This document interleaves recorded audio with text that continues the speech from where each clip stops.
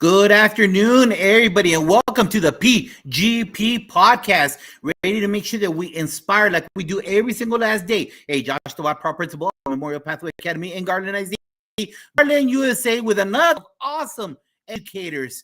I would like to thank Dr. Moreno, who's doing the Lord's work. She is coming back from Mexico. She went to give gifts to kids over there and to support them.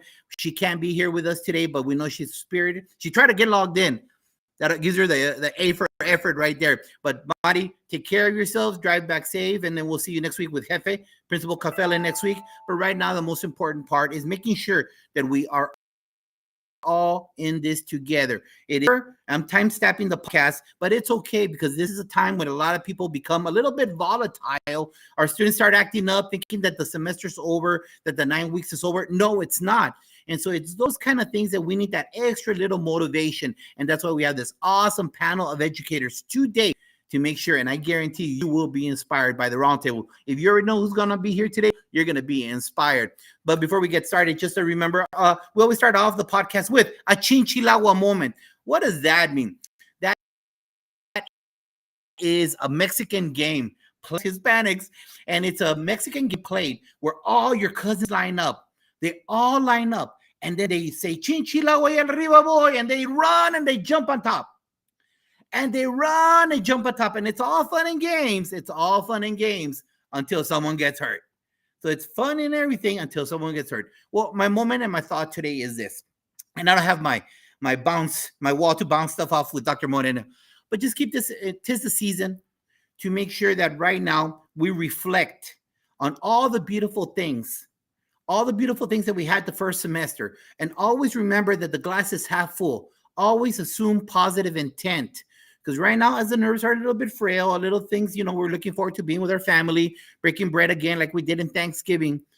But what are we doing right now as educators that when we start off school tomorrow or when we come back in 2025, we're ready to rock and roll. We are ready to make sure that we learn from the past.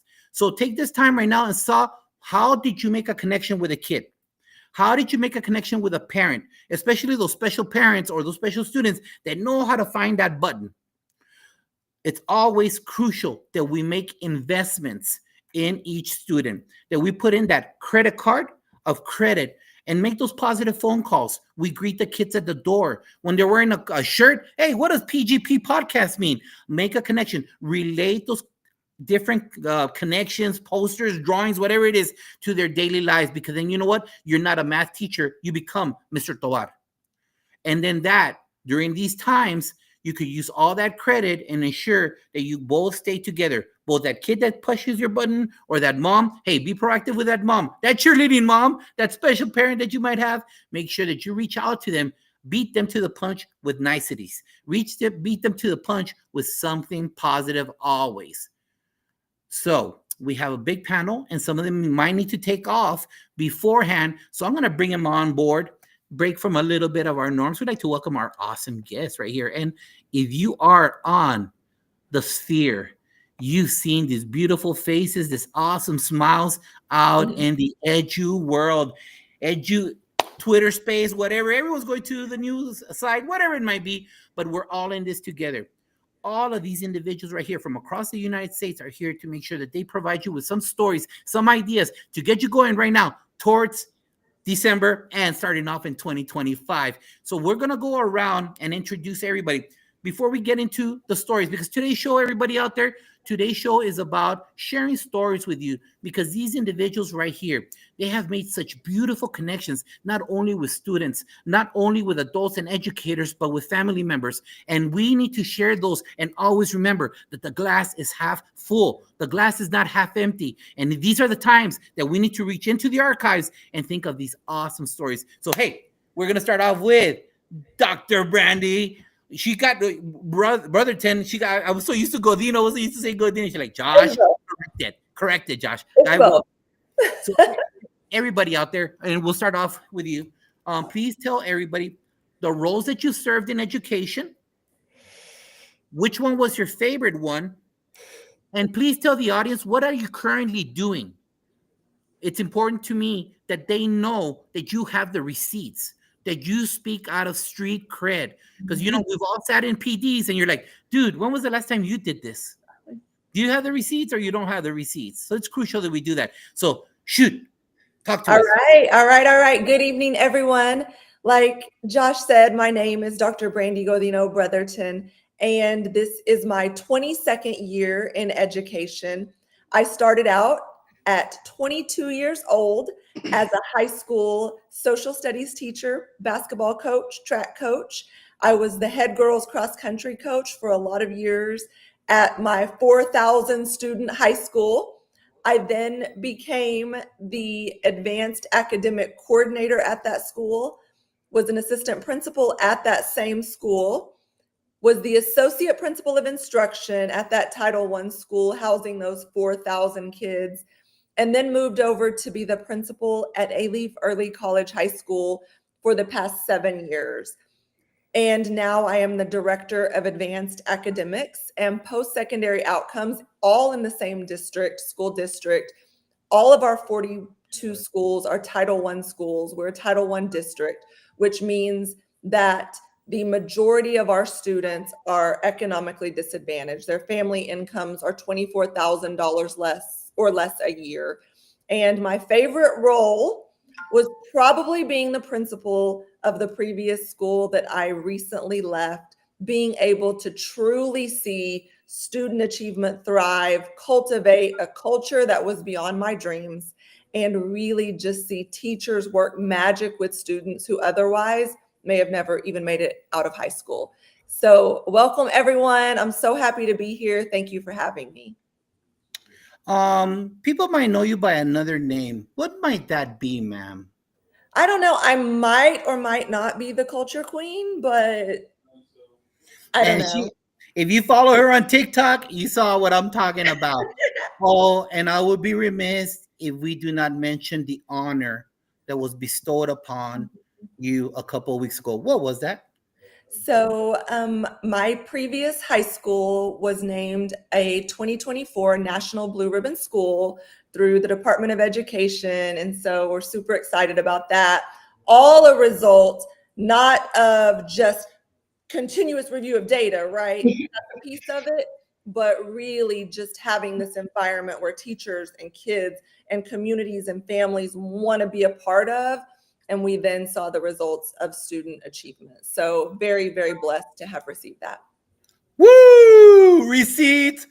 Perfect. Love it. Nice. Chaz, talk to us. Yeah, my name is Chaz Perez. I'm very, very, very happy to be with you all this evening. I have been a professional speaker to youth internationally for 20 years, spoken all across the globe, spanning 4 continents. I've never been to Mississippi for some reason. I don't know what happened. I miss Mississippi. Come on, I gotta get you here. Mississippi doesn't show Chaz Perez love. I don't know what to tell you, but I ignite the power within students, educators, and caring adults to turn their pain into passion. Love it. Love it. The boss. Oh, hold on. I'm sorry. Boss, I don't mean to interrupt you. We'd like to welcome Dodd McKeever-Jeever, the main fan of the Fantastic Four, and Kef is in the house. Principal Cafele, thank you for following us, part of the Fantastic Four. Thank you for being here. Sending some shouts out to the boss and the whole family. Talk to us, boss. Well, great evening. I am so super duper, as Barney would say. Do you remember Barney? That's so old, right? I am so super duper excited to be here with you guys tonight. I am, and that is my dog, Jet. He's upset in the background, so please forgive me if you hear him. But I am Dr. LaQuanta Nelson, and, you know, people ask me, what do I do for a living? I proudly say every day, all day, I am a teacher. I am a teacher. So I started my career in education 21 years ago, and it feels like it was yesterday, right? Time truly does fly when you're having fun. But I started my career 21 years ago as a math teacher, right? I have always been with the middle school level. So like that is my special place. It is truly a special place for special, AKA crazy. Right? So I started there as a middle school math teacher. Never desired to be an administrator. I always just wanted to be a teacher, but I was a lover of learning. So I continued to go to school. I had degrees and all the things. And my principal found out about it and said, I must have you on our admin team. I need you to help share and spread all the amazing things that happen in your school across the building. And so my administrative career began there as a assistant principal. Then I became a principal to a school that was almost 1,100 middle school, Hormones on Feet. I did that for quite a few years and shifted there to become a principal at a turnaround school. And so it's there that I truly say I've earned my stripes. I've earned all the things that have allowed me to be in the position to support everyone at this point, regardless of where they are. I've also served at the district level, supporting new teachers from across the district. So I've done a little bit of everything. You would ask me what's my favorite? I would absolutely, again, say teaching. There is no place like being where the magic happens. And the magic happens in the classroom where students and teacher and the beautiful, like just the joy, it collides there. So to date, that is still my absolute most favorite thing. Now, I support educators all across the United States. So, my areas of expertise and support come in the area of culture, climate, positive leadership. So it's always my pleasure to support everyone in their journey to creating these cultures where everyone can thrive. Everyone, whether it's the teacher assistant, whether it's the custodian, the parent, like everyone, when we create environments that everyone is thriving in, it's then that we truly see student success, student achievement just fly through the window. So yeah, just a little bit about me. Country girl who loves learning and loves teaching. That's it. Perfect. Love it. Hey, welcome to Dr. Roz Gaskin, who just came out with a brand new children's book. And she also has her PLC book. Thank you for being here, part of the Fantastic Four family. This young lady that's next, recently, I go on loops with her, waking up every morning at 3:30, listening to that podcast because I need that fire. I need that motivation. No one better. Ms. Lainey Rao. Oh, well, this is an impressive group, and I'm honored to be here. I am Lainey Rao. I am an educator, first and foremost. I'm also an author and a speaker. I taught a lot of different things. I actually started with kinder, then went to 6th grade, then went to 1st grade, looped a group to 2nd grade, opened a brand new school. If anyone's ever opened a brand new school, every job is your job. And it was a lot of fun doing that. Ended up moving into a district leadership position. And then Apple hired me as a consultant to be a national professional learning leader, and did some consulting for Google and some others, but I could not pick a favorite. I do miss being with kids every single day, but there's really nothing that I would rather be doing than what I'm doing right now, which is working with adults on how to bring gratitude into learning spaces. So it's a lot about climate and culture, which I think we're all in good company on that, and just how do we thrive. And so I actually write for Thrive Global, and that has kind of given me an opportunity to connect with people even outside of education. So yeah, that's been a lot of fun and super excited to chat with all of you. Great. Thank you for sharing, everybody. Hey, welcome Kendrick to the show, and Valerie Massey. Thank you for being here and doing those shout outs there on our thread. All right, guys. Right now, like I stated to you before, and I'm saying it right now, the purpose is to remind everybody how beautiful of a job that we have. You heard all of these people say that we miss the kids, the teaching part, making the pop. What I talk about, the pop. When you teach that concept and the kids go, oh, that is just priceless. But you know what? That also happens with adults. When we teach something to the adults, there's a pop. And that pop is something amazing. Before we get into the pop and some of the questions that I want you to share, some of the stories that you have, boss, tell people what motivated you to become an educator.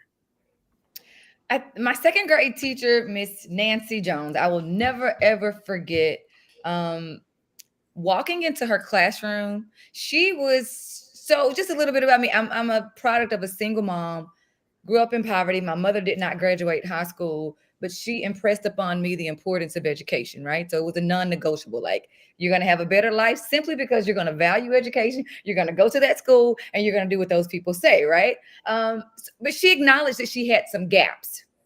In second grade, I met my gap filler. I met Miss Nancy Jones. And so I'll never forget walking in her classroom. And I thought to myself, this has to be the tallest white lady I had ever seen in my life, right? Dark, curly, tight hair. And when she smiled, you saw the sunshine. And she just absolutely made me feel like between her and my mom, they became tag team partners, right? That there was nothing that I could not accomplish. And so, I wanted to do that for other people because I knew that there were so many other people and girls, boys that were coming from my community that had the same story. We were all supposed to be statistics that were not supposed to make it, right? And so I was one of the ones that was considered, I made it. And it was because of people like Miss Nancy Jones. So I wanted to be somebody else's gap filler. I wanted to be somebody's Miss Nancy Jones. And it happened for me. And I'm so glad that I was able and still able to do that. It's hard work. It's hard work. And when you know that you are changing generations to come, it's heavy lifting.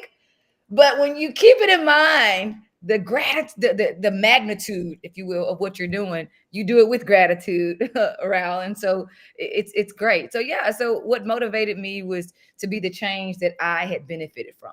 Somebody looking at somebody and helping them understand, like, I see you in your future and you look so much better. So let's get to it. So yeah. Beautiful. Chaz. Wow. I grew up, believe it or not, in a neighborhood of Rolling 60 Crips. Yes, it's true. My mom was the Tolkien meth addict in the neighborhood, and I spent all my elementary years in the special education rooms, and so that environment really made it difficult to find hope. But then a gentleman came into my life, a pastor actually, and there was one. I'll bring it to one moment actually, to one moment that I could share with you like 20 moments, 30 moments from that friendship that I had with him. But there's one moment that I'll bring into this point to explain everything really. Is he came in my life when I was about 13 or 14 years old, and we were doing a basketball tournament, and so it was like the court was actually inside an old grocery store, so the floor was really nasty. It had to be mopped, so we had to look for the mop and the bucket. So we looked all around, couldn't find it. Finally, we found the mop, and there was like this much water of just pitch black soot with no strainer. So that meant he or me would have to strain that mop with that nasty water with our hands. So what did this beautiful servant leader do? He got the mop that was sitting in the black soot and started wringing out with his own hands. He didn't ask the servant, if you would, the little guy, to do it. He did it himself. And that moment triggered for me how to be a father, how to be in the education space, how to talk to people. You lead by example, and you lead beside. You not just with words. And that moment propelled me into everything I do today. Thank you. That was beautiful. That was awesome. Dr. Brandy Brotherton. So definitely whenever I think about just the influence and how and why I am what I am today, it always will go back to my dad, to my parents, to my grandparents, and just to knowing that whenever my dad went to kindergarten and couldn't speak English and was treated the way that he was treated, right? That he was going to work every single day out in these hard, harsh environments for me. Like, we were poor and I didn't even know we were poor because of the love that we were given at home. And so whenever I had the opportunity, really college was never even something that we discussed in my house. Look, I'm just supposed to graduate high school. My parents had me as teenagers and I'm supposed to graduate high school. But then when I go to college and then I get a job and I start to be able to open my mind to this reality of dreams that can come true for me, and I start to pour those back into those people that love me, there was no stopping from that point, right? And pouring those dreams into kids that really are from very similar backgrounds, even though I didn't know that was my background. And so seeing them be successful and seeing kids from really, see, we were poor, but the kids we work with are in poverty, and there's a big difference. And so really seeing these kids from poverty begin to believe in themselves and in their dreams, and then aspire to be these things that they don't even believe that they can do initially, really just empowers me and helps me to shine my light and love into them every single day. Beautiful. Lainey, talk to us. Oh, yeah. So I actually was a psych major, and part of earning my psych degree was working in a non-private school, helping a student who was in special education. And I just fell in love with working with kids, and that became my passion. I actually was going to go into special education, and a family member discouraged me and said, go make your mistakes somewhere else. And then when you're ready to move into special education, that's the time to do it. I ended up not moving into special education because I ended up finding that technology was a passion for me as a way to remove barriers and make learning possible for all. And so that is kind of where I ended up. And then there's a whole long story, we won't get into it now, about how I ended up really returning to my roots in psychology and focusing on gratitude and how can we optimize happiness, relationships, and performance. But it has always been at the heart of everything I have done in my entire career is those relationships, and how do we make people feel seen, heard, known, and valued. Beautiful, beautiful. Hey, team, we know that right now the exodus has been taking place for the last 2.5 years. Our people, our 30 plus people, we're already tapping out. We're retiring already. Us old people, we're gone. We tapped out after COVID, and it's going faster. And we're getting all of these alt-cert people now. We're getting it from the non-traditional pathways. So they think that they don't want to go into education because, I didn't line up my dolls and teach them. No. This beautiful profession needs you. Not only do you bring a trade, a craft, or something, but you have life experience that you could connect with kids. So my question to you, Chaz, is how are you as a student in high school and college? All right. And how was your first year as a teacher? Share with us, with everybody out there. Yeah, well, I had a 2-year stint in special education, and then that was it. That was it. I wanted to go. I wanted to speak. So that's my story. It kind of ends there with that. Okay. As a student, I had a really horrible experience in high school. I was shamed a lot. My first grade teacher, even bringing it back, I was trying to take a spelling test one day, and she called me stupid. In ninth grade, my Spanish teacher kind of basically shamed me, and I won't explain the whole situation, but it was very tough. It was very, very uninspiring, I can tell you. The schools that I went to were very poorly run. You could tell the teachers didn't care a lot. And so that also breaks my heart, because I know how powerful words can be and how powerful a teacher, influential they can be. I think God's choice servants are in the classroom.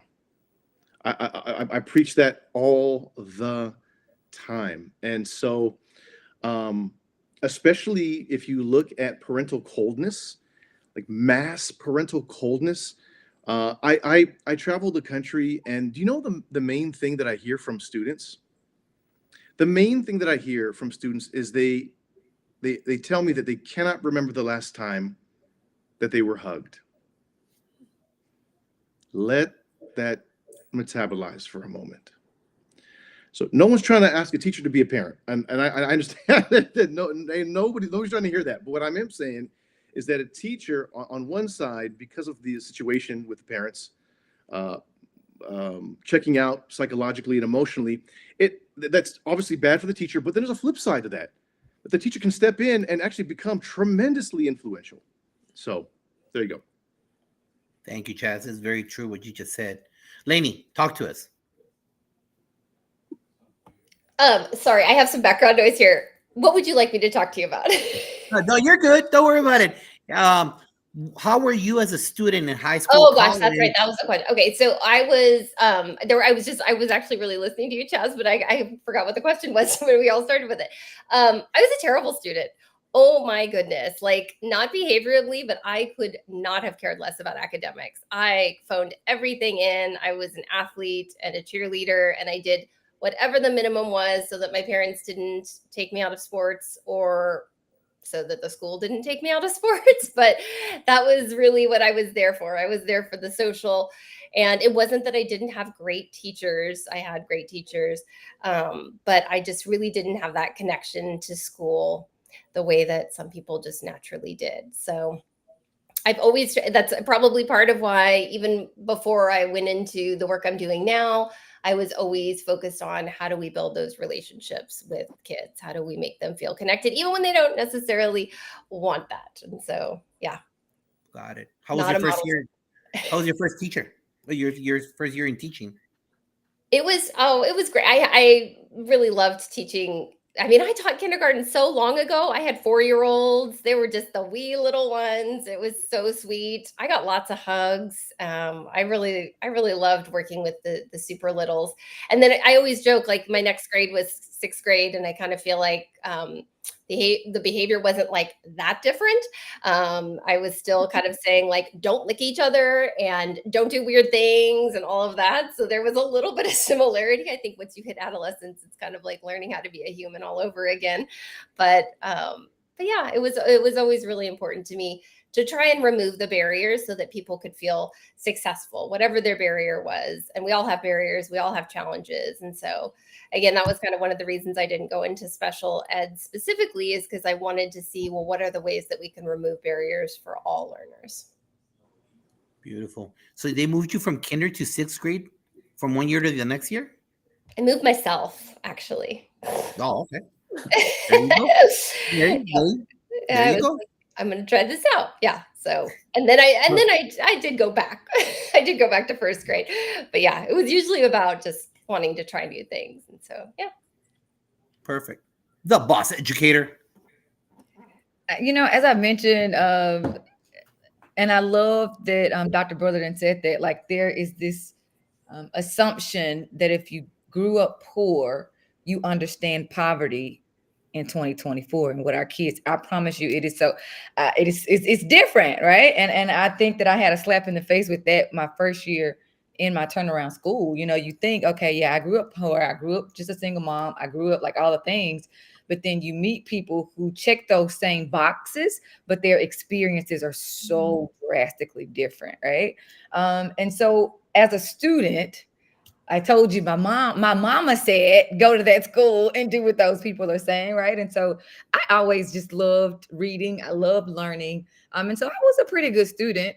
I think going from being a good student to teaching kids who were not necessarily always immediately when they walked in the room ready to learn and ready to do those things, it was a challenge initially, but I quickly learned, like, people want to feel seen, valued, and heard. And so what Chaz said is so important. Like, you got babies who are coming in void of social, emotional love, void of social, emotional skills, and so much of what has to be done right now in education to be successful with students, it starts there.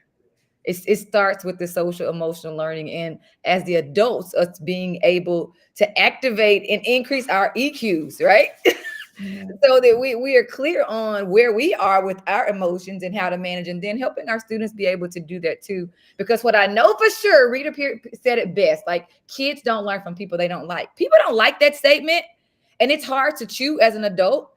But it's so critically important that we understand that how we show up has a drastic and definite impact on how our students are willing to learn from us. And so I think, being a student who loved learning to trying to cultivate students who love learning, it just absolutely required that you show up the realest version of yourself, because that's what kids connect with, right? Fiercely authentic, coming in, being who you are and showing, hey, I'm human. I don't know everything. As a matter of fact, I'm failing forward every day, So I think that's critically important, as we forge ahead, talking about how do you stay happy in a classroom. It's acknowledging that I am not the know-all, end-all, be-all. Like, it's okay that I don't know. And as a matter of fact, the more honest I am about these things, students, like, they connect with that. They absolutely connect with that. So I think that's, from where I started to where I am now. Like, no, just be yourself, Go in there, do the absolute best you can. Love on these people. Love on people. And don't be afraid to say the L word out loud. I'm not talking about loser. I'm talking about love. It's critically important that, lead with love, teach with love. It's very important. Beautiful. Dr. Brotherton. Yeah, and I'm so glad you said that, Dr. Nelson. One thing about the way I operate, whether it is as a teacher or coach or principal, or even in the role I'm in now, and I would tell my parents at my previous school, if you're not okay with me telling your kids, and teachers, if you're not okay with me telling you that I love you, this ain't the place for you. And I mean that with everything in me. And so you can go find somewhere else to work. And they knew I was a little crazy and that I meant that, because we have to love people in order to get them to work for us, right? And so whenever I think about being a student, though, I was an okay student. Like, I had to work hard to be successful. I wasn't like my sister is gifted academically. I was not. People think that I am still to this day, but I have to work hard to be successful academically. And that's, I think, how I automatically connect to our kids, and that I get it's not easy, but nothing in life worth having is easy. You're going to come in here and you're going to work hard to be successful so that you can stand in your success, right? Nothing is given. And so I was in a class, I graduated from a class with 32 students, and I was not the valedictorian and I was not the salutatorian. But we're here, right?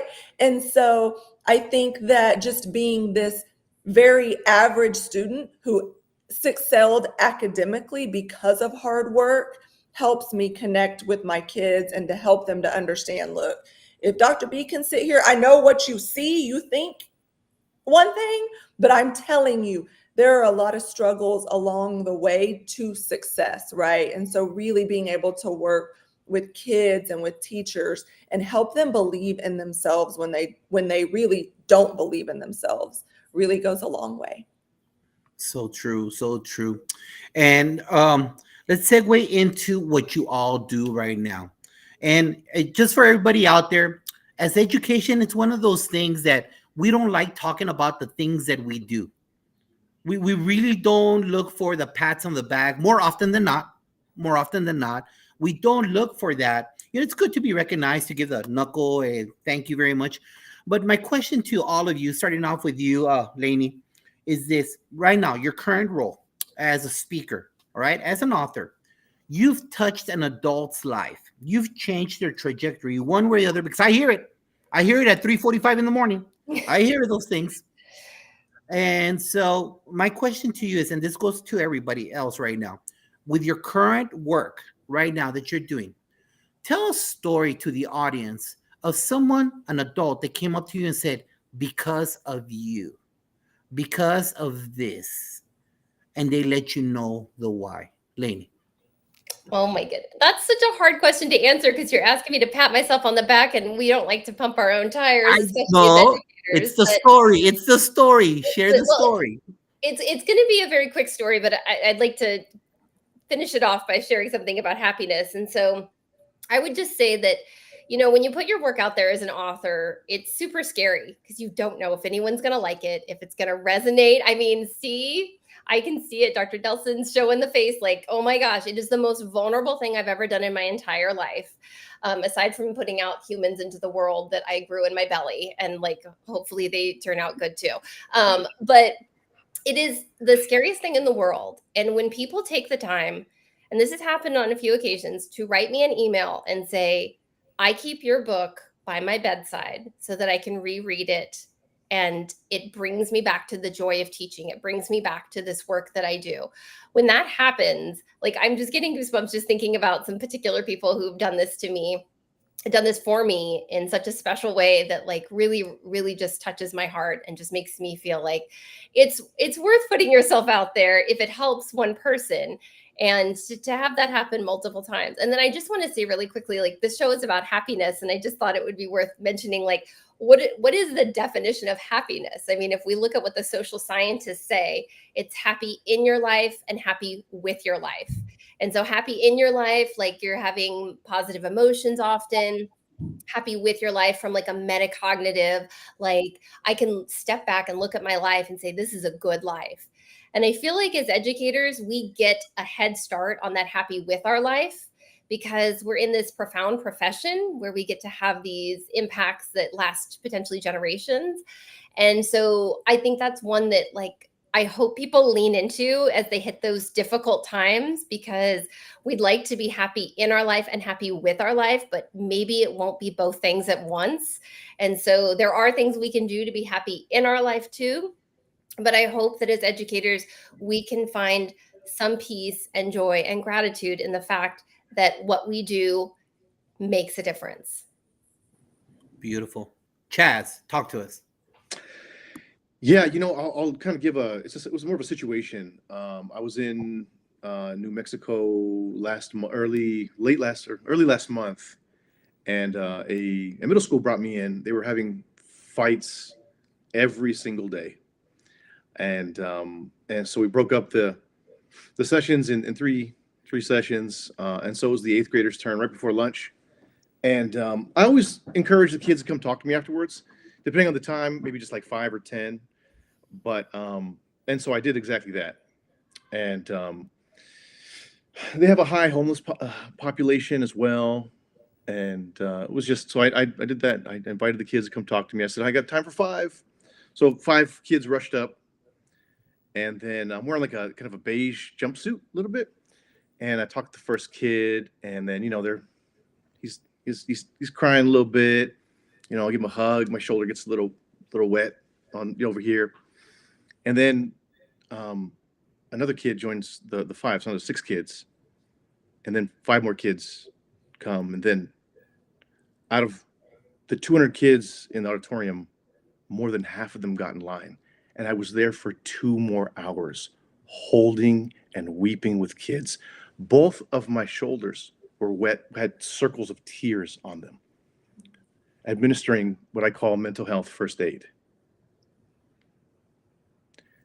Remember the words of Dr. Diana Fosha, renowned childhood psychologist, who said that the roots of resilience are to be found in the sense of being understood by and existing in the mind and heart of a loving, attuned, self-possessed other.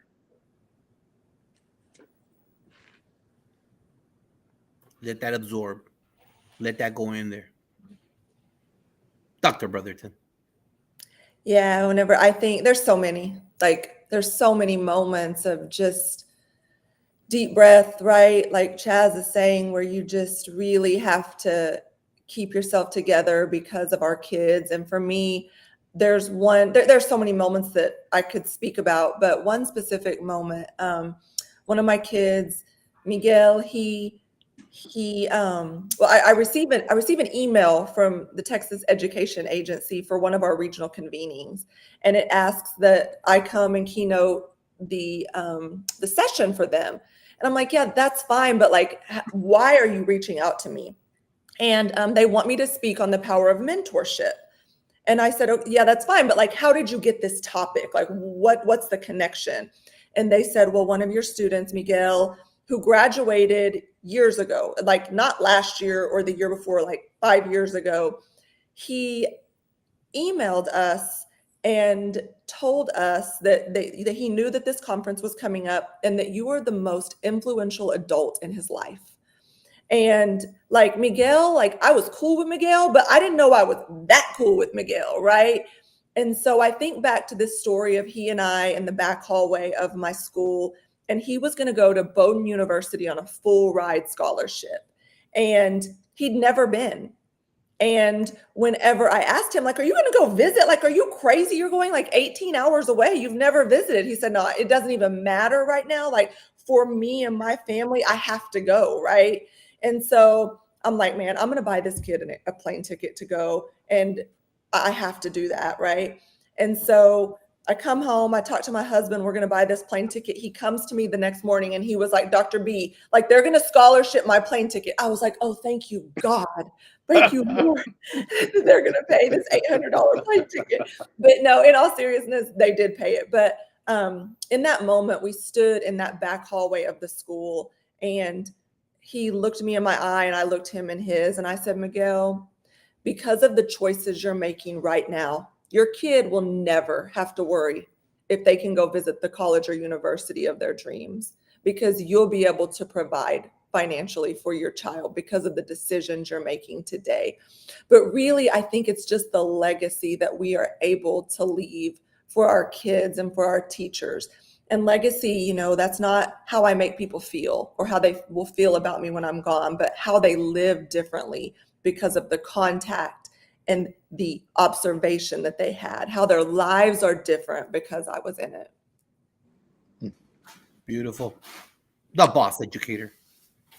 You know, I think Lainey, she started out, everybody has said something. I'm like, ditto, ditto, ditto, right? I think that I can acknowledge that I am a recovering perfectionist. Okay. And so putting out a book was still and still is very terrifying. It absolutely is. And I had been stalling on it because I have background in psychology. I've done biostats, the whole nine, right? So I can write technically as it relates to research, but I'm a realist. Okay. Nobody wants to read technical writing. So, you know, when writing the book, I really wanted the book to feel like someone was sitting with me on my porch, drinking, you know, sweet tea on a hot summer's day.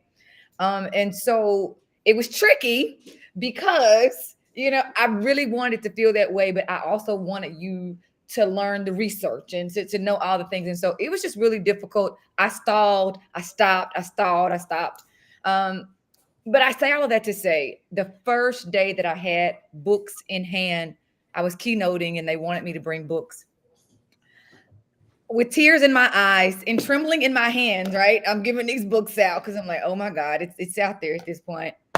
I was able to stay around for the next day of that particular conference. That next morning, I will never forget. Her name was Dr. Smith.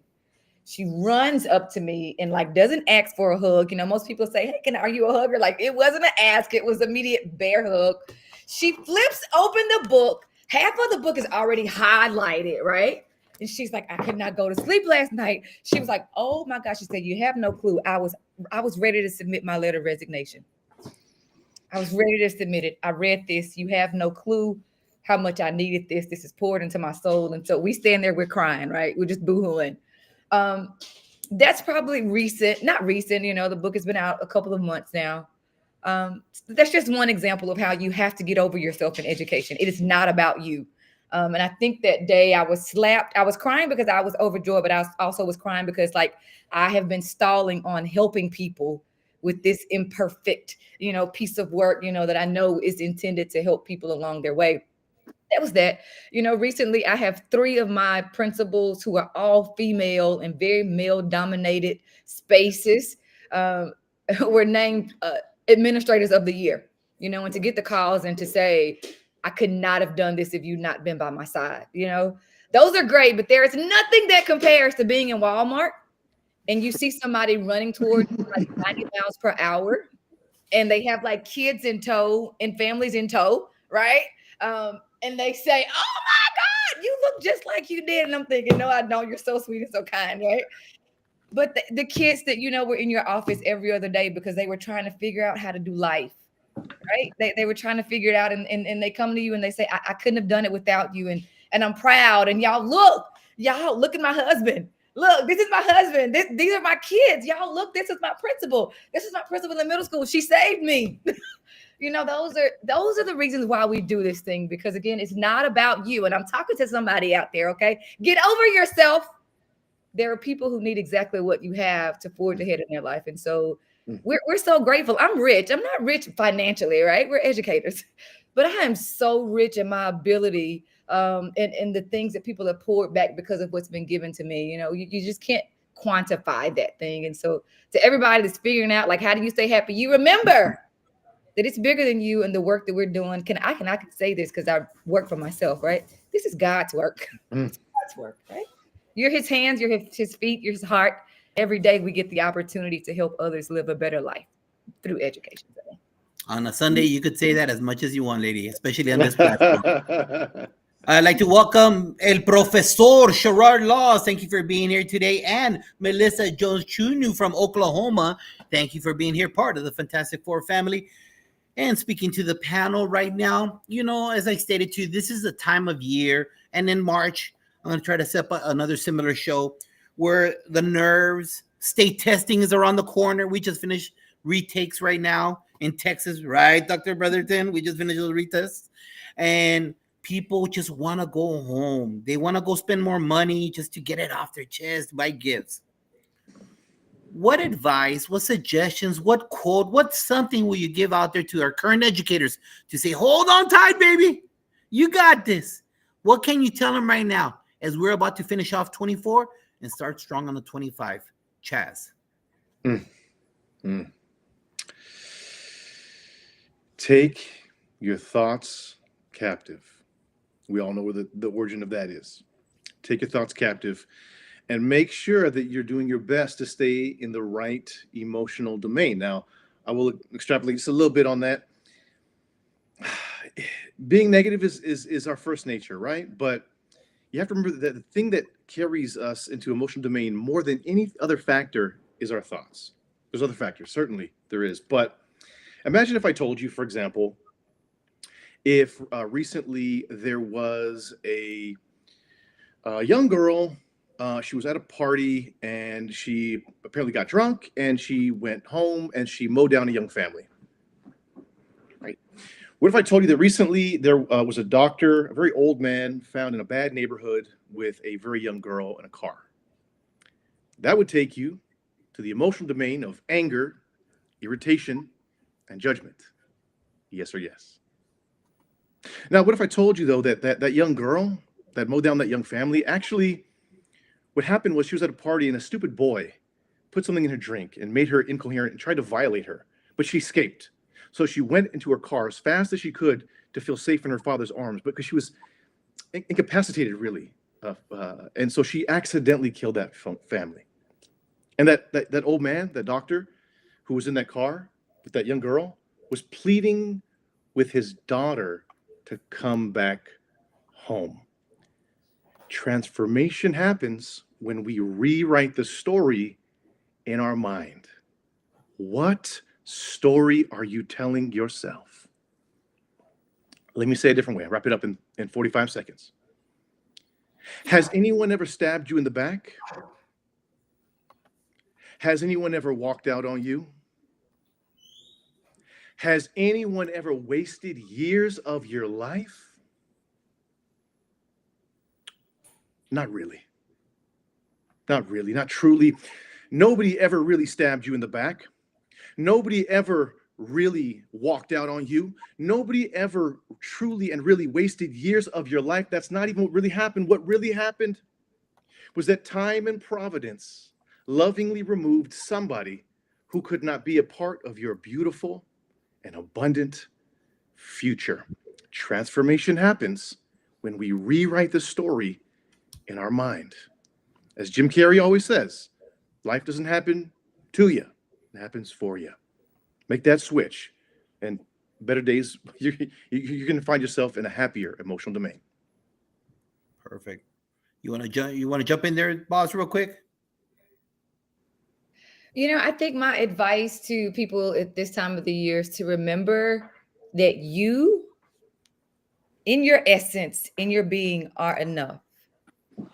I think this time of the year, as a mom, as a wife, as a daughter, as all the things, as a principal, like we think that others are searching for, you know, gifts in hand, right? To be happy or to feel a way. And so I think that the reminder to everybody is like, you are the gift. You are the gift when you are willing and courageous enough to show up as the realest version of yourself. So I think that that's critically important. You know, and this book is all about like how to help balance stress so that you can be happy. Because what I know to be true is when it gets too heavy, it's hard to operate in joy. You know, if you don't know how to balance stress, pressure, trauma, all those things, it's really, really hard. And so that's the other thing. I take good care of yourself. You can't be happy if you are sleep deprived. You can't be happy if physically you are actually ill. You can't operate in the best version of yourself. So I think just remembering that, like you are the gift, you are enough. And what an opportunity you have to show up and give of yourself to others. Like, it's not about so much. I see principals on the group chats right now. They're like, I'm broke, but I'm trying to give 50 people in my building like $100 gifts apiece. And I'm thinking, you'll give that $100 gift, right? I'm not saying don't do it, because I am naturally a giver. You give because it's a part of your love language. Okay, most of us do, because it's our love language. But it's important to know what people need from you. And what I know to be true, more now than ever, people need for someone to look them in their eyes and say, I appreciate you. I see you. I value you. You go get some rest too. Right? And so I think, right now it's very important that we remember that, like, you are the gift, and just take good care of yourself, so the gift is always great. Beautiful. Thank you. You're so welcome. Lainey, talk to us. Yeah, I actually want to tie together what Chaz and Dr. Nelson said. And my advice would be to notice the good. And that doesn't mean ignore the bad, but notice the good in other people, notice the good in yourself, and really look for it. Because as Chaz alluded to, we all have the negativity bias. We are born preloaded with this propensity to look for the bad, because it's how we protect ourselves. But most of us don't live in a state of constant fear. Some do. I don't want to discount that. But most of us are not living in constant threat. And so we have to overcome what we have been preloaded with, and we have to be looking for the good. And so I would encourage anyone in whatever role you are, in fact, not even just in education, think of your family, think of your spouse, notice the good, and then actually tell them that you see it. And so there's a lot of times I find that in education, it's really easy to notice the kids who are just doing everything we want them to. And then it's also really easy to notice the kids who are really loud about not doing what we want them to. And then there's a whole other group that often gets overlooked. And we need to be paying attention to all of those. Every single person that we get to interact with, personally and professionally, notice the good in them, tell them about it. Don't wait. It's too important. Thank you. Dr. Brotherton.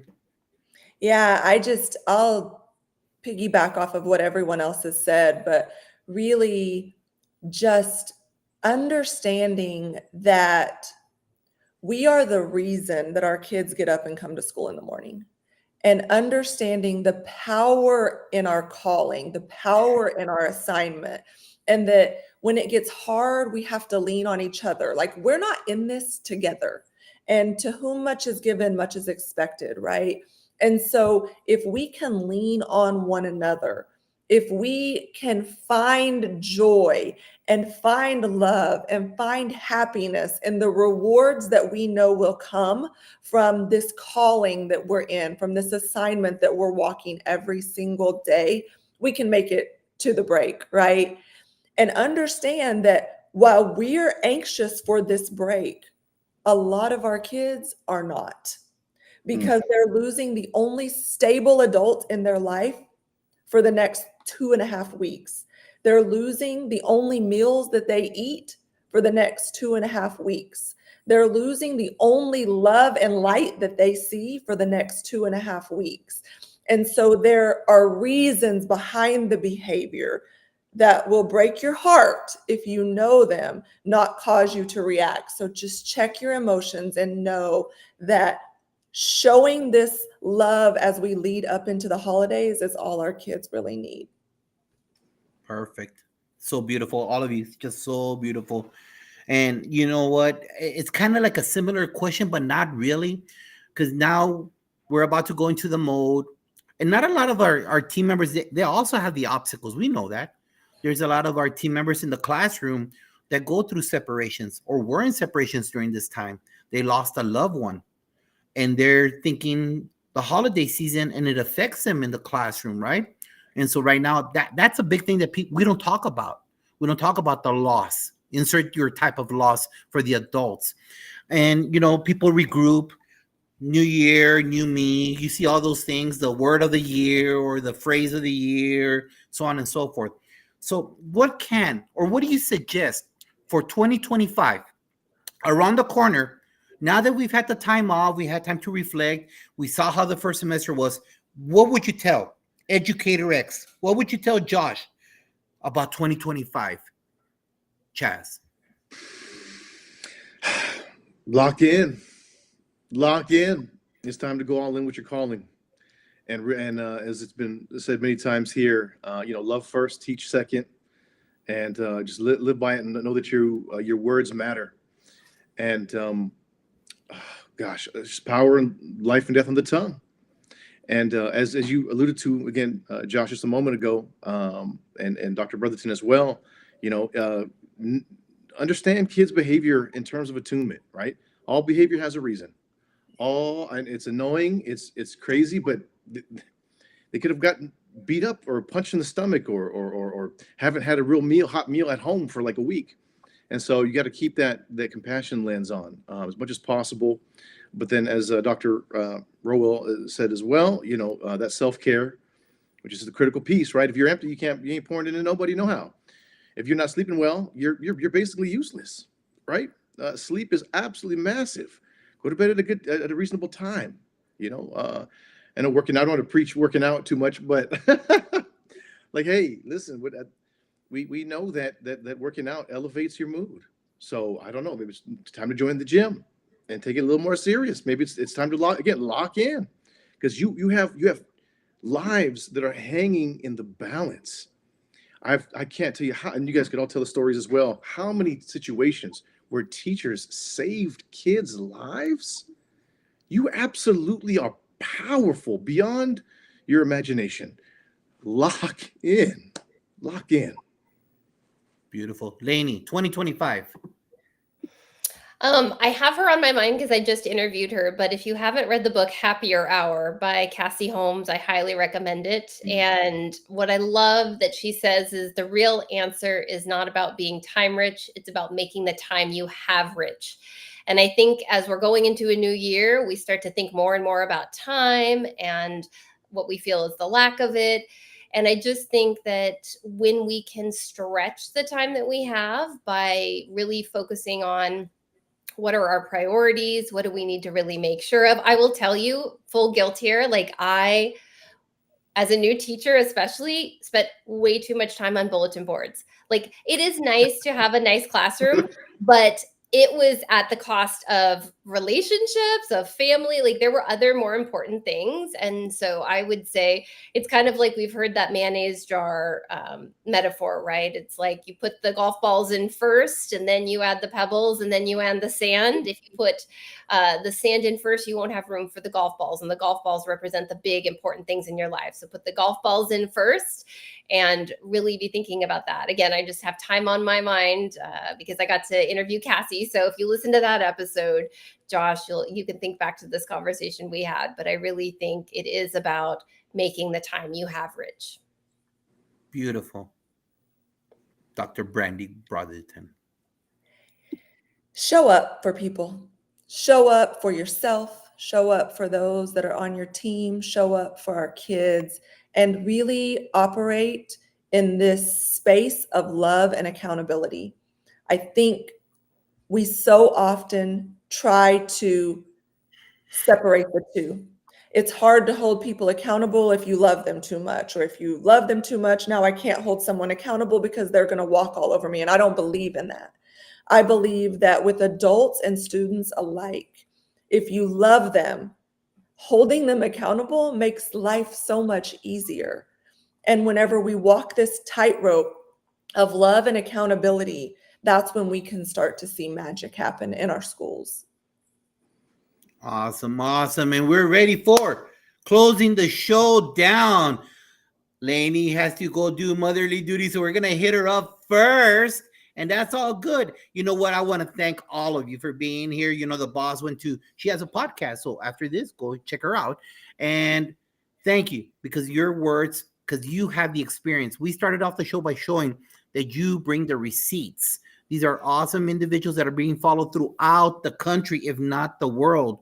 And so this is a little gift for all of you. Remember, be there. Be there for your kids. Be there for yourself. And we're going to close off with the lightning round. Lightning round, guys, all right? It's not a long And you know what, Lainey? I'm gonna stick to it. Not like you're only command one person. If you all don't know her podcast, he said you can only say one. You can only recommend one person or give a shout out. After episode 20, she said, "Whatever, I'm done. Just keep listening. Yeah. Just whatever you want to do." But here, I'm gonna say, that's too long.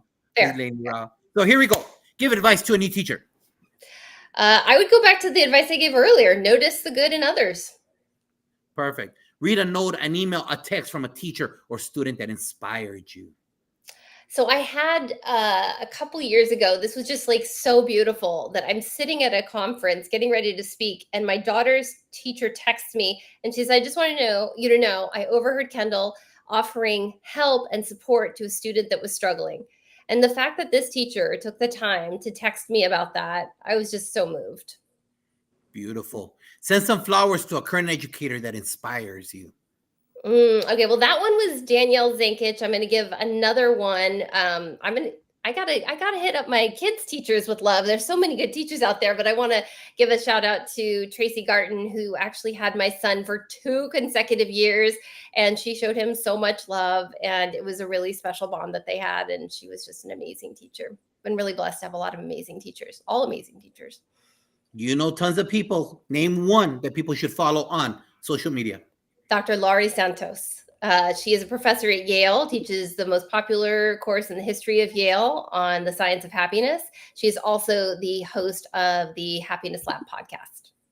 Love it. What's one song, una canción that embodies you, your spirit as a person? Only one. Brave by Sarah Bareilles, because I do talk about bold gratitude. That is about being authentic and having all the reverence for gratitude, but not being quiet about it. Beautiful. What's your favorite quote?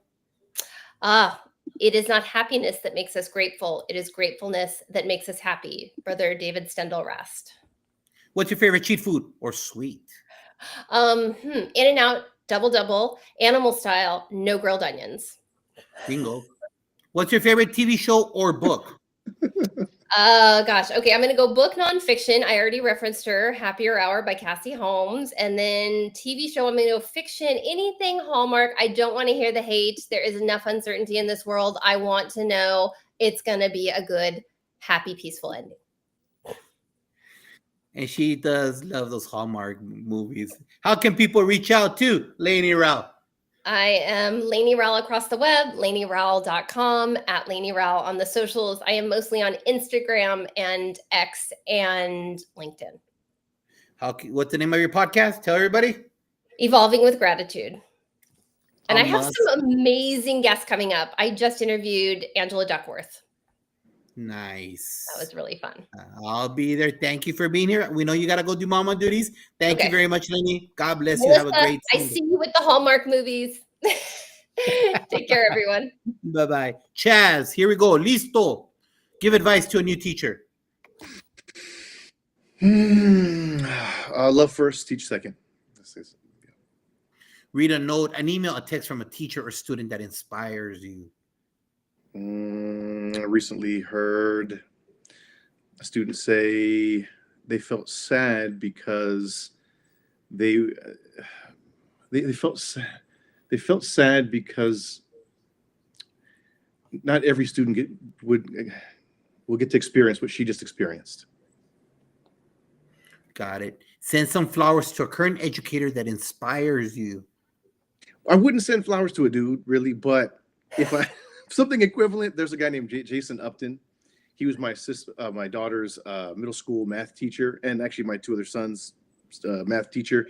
He's an amazing human being, and he has made just a massive impact on our whole family, to tell you the truth. A wonderful man. Eso, nice. Name one person people should follow on the socials. Duncan Kirkwood. Amazing speaker to both students and teachers. A+, doesn't get second to none. Name one song, una canción nomás, that embodies your spirit as a person. Rick Ross, Every Day I'm Hustling. What's your favorite quote? We'll go Michael J. Fox.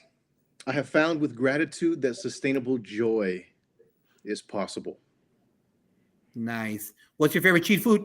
For sweet? Key lime pie. Oh, really? I There you do. go. All right, there you go. What is your favorite TV show or book? Thomas Merton. Oh, no, I take it back. No, sorry. Dr. Viktor Frankl, Man's Search for Meaning. There you go. How could people reach out to you and say, "Ven pa' acá, Chaz, come to our campus"? Google Chaz Perez, and the first 10, 15 things that pop up are all my programs, content, videos. Just Google Chaz Perez. Awesome, awesome. Dr. Brandy Brotherton, here we go. Give advice to a new teacher. Hang in there. You're going to make it. Read a note. You got it. Read a note, an email, a text from a teacher or student that inspired you. I actually screenshotted one before we got on here. And this is from a girl I coached years ago. She's like probably 35 now. And she said, "Good morning. I was thinking about the stories you were telling me yesterday and immediately had to give God praise for you.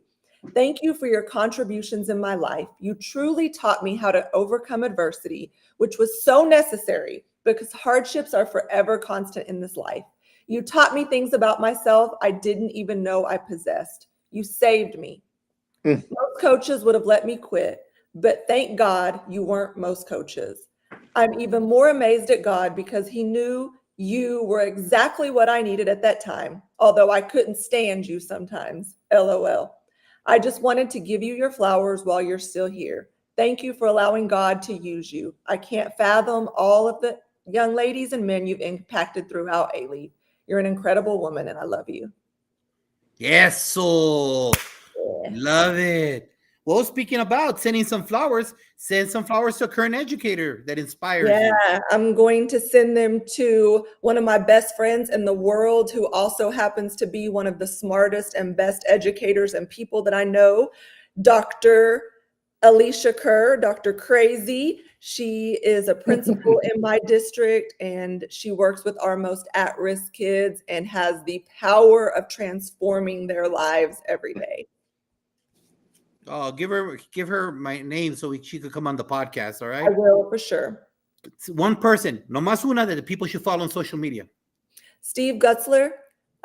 He is an amazing man who speaks a lot about the power of just emotional intelligence and really setting some goals and foundation in your life to help move you forward. What's one song, one song, young lady, only one song that embodies you, your spirit as a person? This girl is on fire. All right, all right, all right, all right. What's your favorite quote? My favorite quote is probably "How you do one thing is how you do everything." Perfect. Favorite cheat food and sweet and Ice cream. What kind? Come on. Mint chocolate chip, maybe. All right, I don't believe that one. All right, you're always working out. All right, here we go. What's your favorite TV show or book? Don't judge me, but probably Golden Girls.